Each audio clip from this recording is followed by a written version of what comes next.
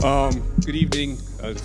You're all on a 10-hour day like I am, so let's be collaborative. And I don't want to talk at you. Let's talk together because it's been a long day. It usually is. So I said I'm John Colville.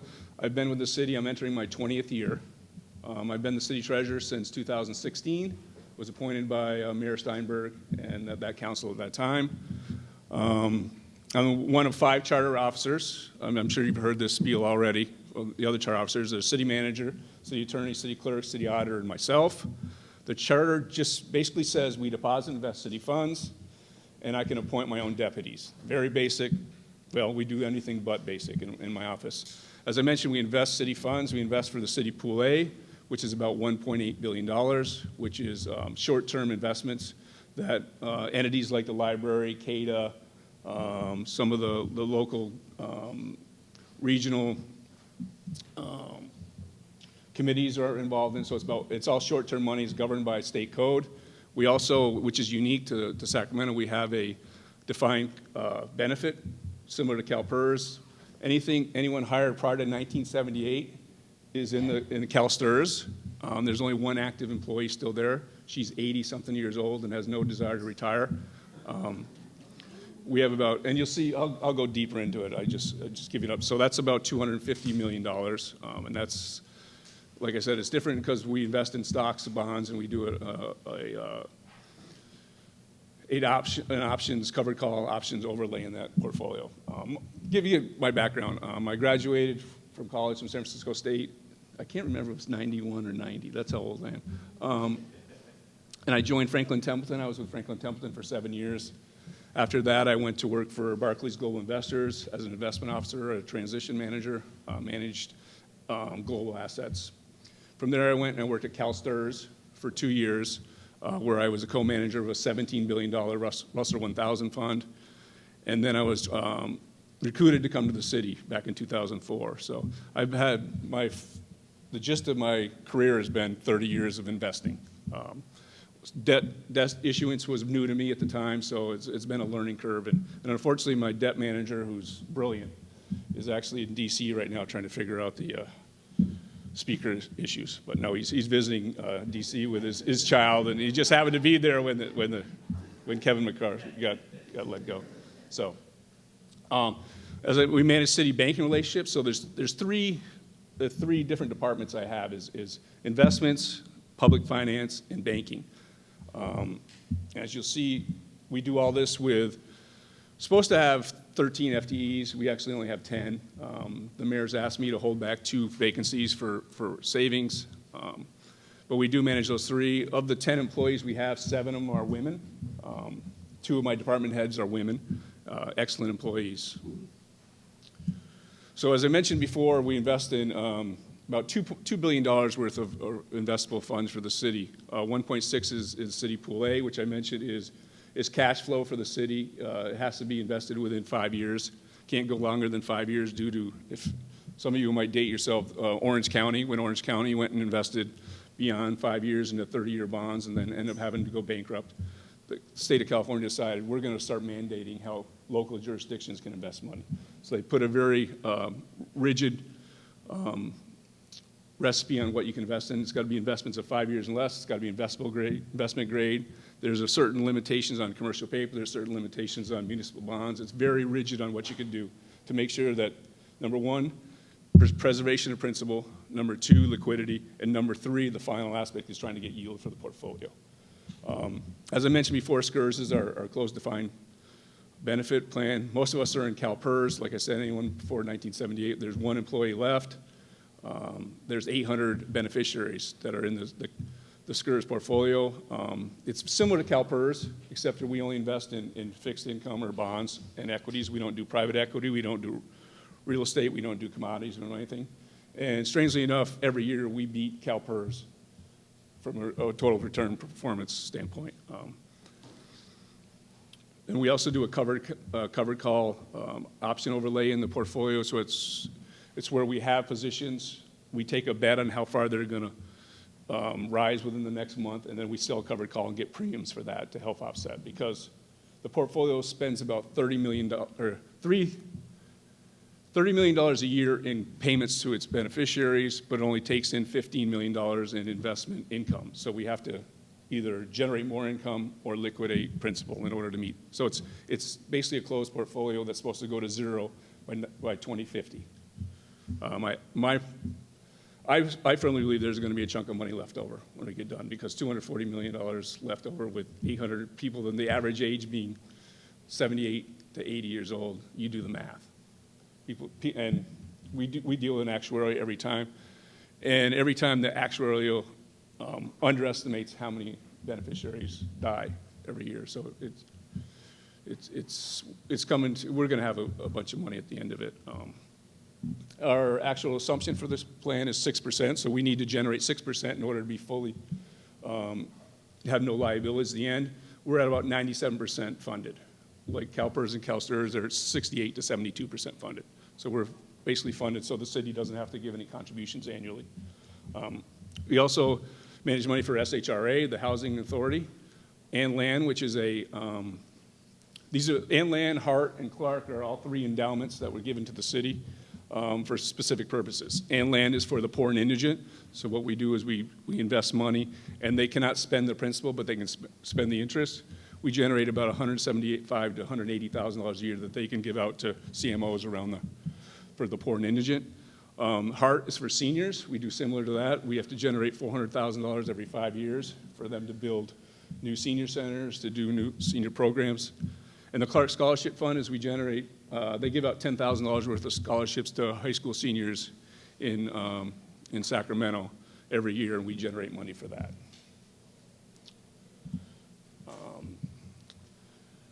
I did mention the difference between SCRS and other investments. I said Pool A is very short-term fixed income assets, where SCRS is stocks, bonds, and option trading. As I mentioned, state law governs the investment in our pools. Again, mentioned Orange County, I kind of got ahead of myself. So it's very restricted in what we can invest in. And we do very well at it. We're usually in the top 5% or top 5 in the state of California on yield on our investments. This slide basically depicts some of the things that we have to deal with cash flow. So Pool A, which I mentioned before, is kind of the pool of money that pays for the city liabilities. We receive about $290 million annually in property tax, about $8.75 million monthly in sales tax, and Measure U about $10.7 million monthly. But as much as the inflows come in, we pay $150 million annually in debt service on our outstanding bonds, $36 million monthly on payroll. We get paid twice a month. Accounts payable, $60 million, and SCRS payroll, like I said, was $2.5 to $300 million, or $3 million monthly. And we did pay out recently. We prepay all of our CalPERS payments. We paid out $85 million every summer to pay our CalPERS liability. So, and that's ever growing. As I mentioned before, principal preservation is primary in what we invest in it for the pool. Liquidity, secondary, and yield is the final constraint that we go for. As I said, Sacramento's pool is consistently ranked among the highest in the state. We average about 13 basis points of outperformance from other cities over the last 5 years, which equates to about $2 million a year in outperformance on our peers in the state. And $2 million a year is significant. It's real money. It buys policemen, it buys firemen, it adds to our housing trust fund. It's real money that there's an opportunity cost by those people, by other entities not investing. It's about $2 million. We also use as a benchmark LAIF, which is the state's local agency investment fund. It's very short term. We outperform them basically about 24 basis points a year, about $3.5 million a year. And that's basically, I have 2 investment officers. One I poached from CalSTRS. She's the chief investment officer. She's outstanding. They determine asset allocation, which is kind of the primary. If you follow investments, asset allocation is the primary driver of performance. And by asset allocation, does it mean, are you investing in corporate bonds? Are you investing in municipals? Are you investing in treasuries, agencies? And that's really the driver of how you outperform. It's not what stock you pick. It's what silo you put the money in for the most part. Because if you ever heard high tide raises all boats, if you're in the right boat, it doesn't matter what you're into, basically, other than like the Teslas and the Apples and things like that that are kind of outliers. This just indicates our outperformance in the pool versus other cities. Visually, it looks pretty good. So this slide just depicts what I've already told you about 800 plan beneficiaries. There's, like I said, one active employee who's been with the city for 40 plus years. And we've subtly trying to find out when she's going to retire. Because when she retires, then all of a sudden we know exactly what our payments are going to be going forward. Then we can, if interest, right? You don't have anyone you don't know how much longer they're going to work. So you know exactly what your payments are going to be going forward. With interest rates getting to where they are near 6%, at some point, we can buy a 6% annuity and just say, whatever we earn is going to be automatically what we pay out. Then we don't have to do the investment game anymore. But again, here's a depiction of how we've done. Again, Stacy's done an outstanding job with the portfolio. We beat CalPERS by 400 basis points, or 4% this year. We beat CalSTRS by 3 basis points. And over the longevity of the plan, we've beat CalPERS by 0.25 or 0.25% every year. And we have 2 investment officers. They have hundreds. I worked in that environment. I know exactly how it is. They have hundreds. The less glamorous side of it is the banking operations. Kim Gladden runs this. She's the only person in the whole city who runs the program. And she's the liaison between Chase, which is our bank, and all the city departments. And she determines how wires are sent out. She determines policy on whether you can pay your park fees online, whether you have to come into the office, especially that got really, really tested during COVID when all the counters were closed. She does an outstanding job at what she does. Again, one thing to bring up, Kim's also worked on the public bank. I don't know if you've heard about the public bank.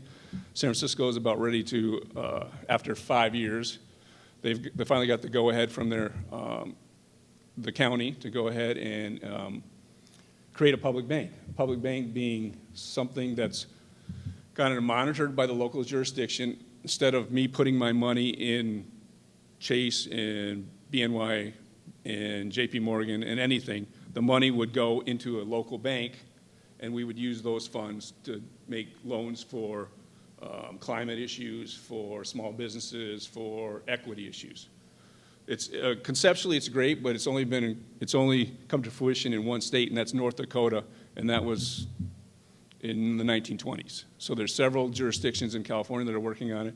Los Angeles is working on it. The Bay Area, Richmond, Berkeley, they're working on it right now. Fresno's working on it. So we're at the point now where we're going to send out an RFP for that anytime now to find out whether the city has enough resources to be able to fund a bank and then be able to leverage that money and do investments. So I think that's an interesting, and again, that was a council member, Valenzuela's request, and my Vang was also on board with that. So it's very interesting. Whether it can actually come to being, I'm not sure. We'll see how San Francisco does. And the last hat I wear is debt issuance, and I think a lot of you are probably pretty aware of this. We issue long-term debt. We issued the bonds for the Golden One Center in 2015. That was the year before I started. My recent big-time project was the convention center. We did a little over $300 million investment in the convention center, the Memorial Auditorium, and the theater. And then we did a second issuance to get a second ballroom. And this is where the food fight's happening in City Hall right now. It really is, because we've come back from pre-pandemic levels. We were earning about $31 million in TOT. And for all you TOT, when you go stay at a hotel, you pay 12%, in Sacramento, you pay 12% on top of your bill. And that's called transient occupancy tax. If you go to other jurisdictions, I was just down in Long Beach, and it was like 15%, and I almost fell over. And that money can be used, in the charter says that 12%, 1/12 goes to the general fund, gets peeled off the top. Another portion, which is about $700,000 a year, goes to Visit Sacramento, which is the entity, kind of the long arm of the city, which markets the city, brings in like the all the festivals we're having this weekend, and then the Golden Sky. They bring in that. So the interesting thing is, a year ahead of schedule, we recovered all of our TOT prior to the COVID, because we lost 75% of our TOT from 2020 to most recently, from when the pandemic hit. We recovered it, plus we made another $2 million on top of that. So that's money that we can bond against to fund projects, because I don't know if any of you remember Measure N was on the ballot, which enabled us to expand the use of TOT. Prior to Measure N, it just said it has to be convention-related activities. But working with the folks from District 8, Mai and her group, we decided we want to bring this, because all this money was spent in the corridor, right? It's all spent in the theater, the convention center, Memorial Auditorium. It's all spent in downtown. But it's not in North Highlands. It's not in Meadowview. It's not, and we decided that we want to make it more inclusive. But the current definition of usage says you can't. It has to be convention center related. So we put the ballot language on, and it passed. It passed over the 65%, 67% threshold, which was great.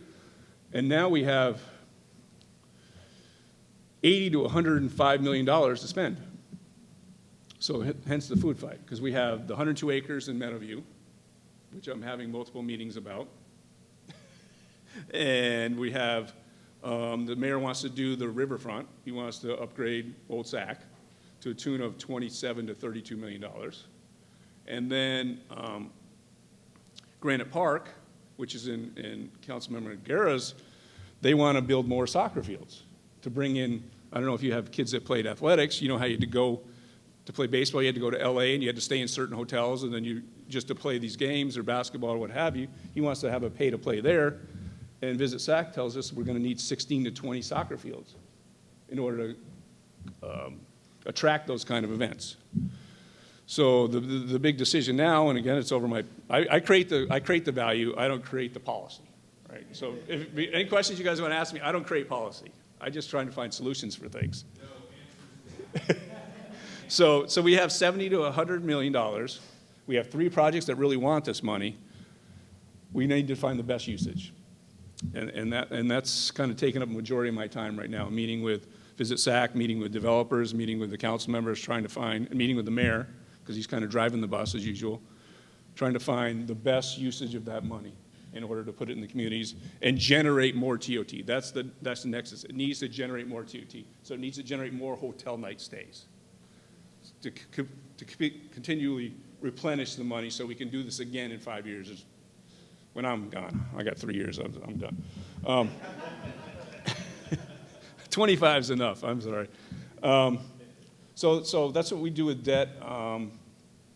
As you know, as you may or may not know, in order for us to do general fund debt, 10 minutes, thank you. General fund borrowing, in order to borrow from the general fund, which the city manager says we absolutely cannot do, and I'll explain why, you have to go to the ballot box. So you have to get 2/3 vote on any time you're going to issue debt out of the general fund.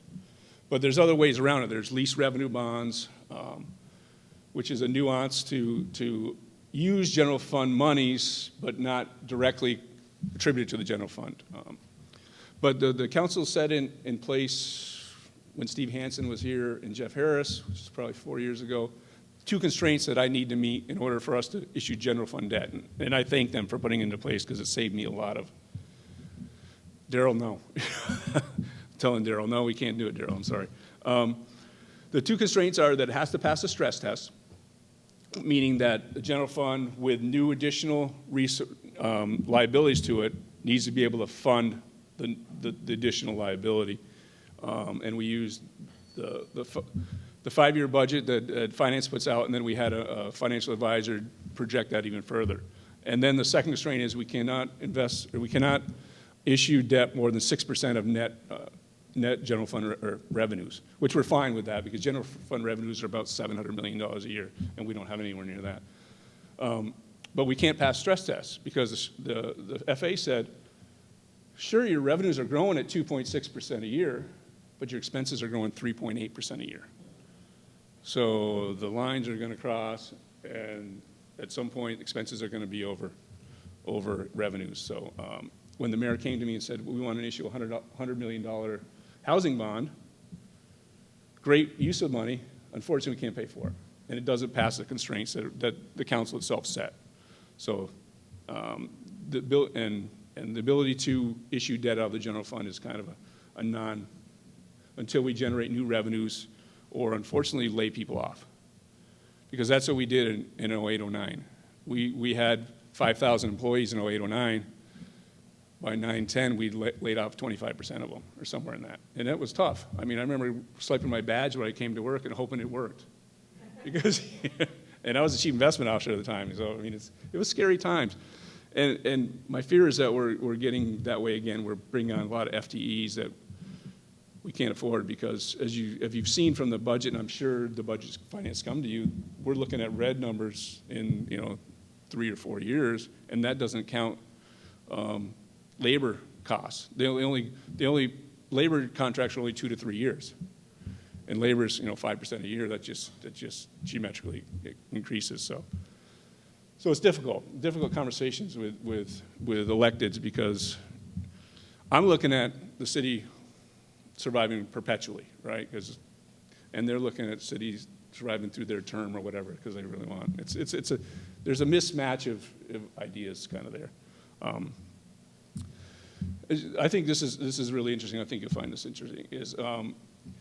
Like I said before, the major revenue streams that the city gets is property tax, and we pay property tax twice a year in certain months.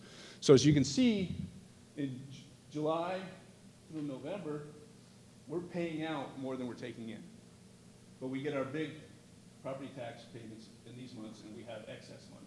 So this dry period is sometimes tough to navigate.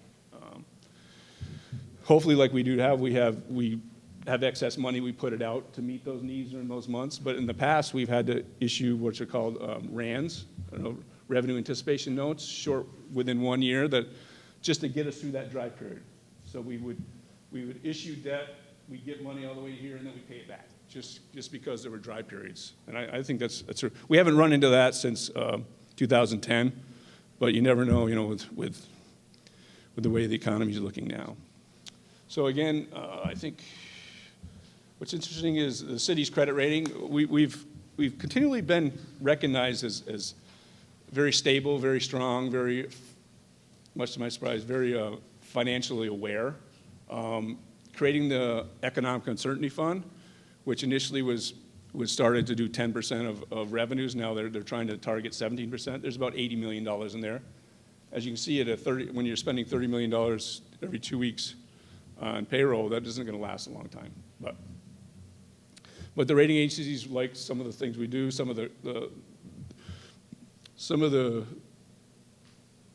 They really think Howard's practices of being financially responsible really translates into us as having a high credit rating, I think. We go to credit ratings quite frequently just to get reaffirmed for the most part, and no one's downgraded us since I've been here. This graph just depicts where all of our long-term debt is. The lease revenue bonds is mostly the Golden One Center. And the beauty of the Golden One Center is it was initially comprised of parking fees and a lease payment by the Kings. And then as time progresses, the parking construction minimizes and the Kings lease payment goes up by an inflator. And at some point, not too far down the road, the Kings are going to be paying for the whole thing, the whole freight on their own. But it is a city entity. The city owns the Golden One Center. Then you said we have enterprise issues like utility revenue bonds.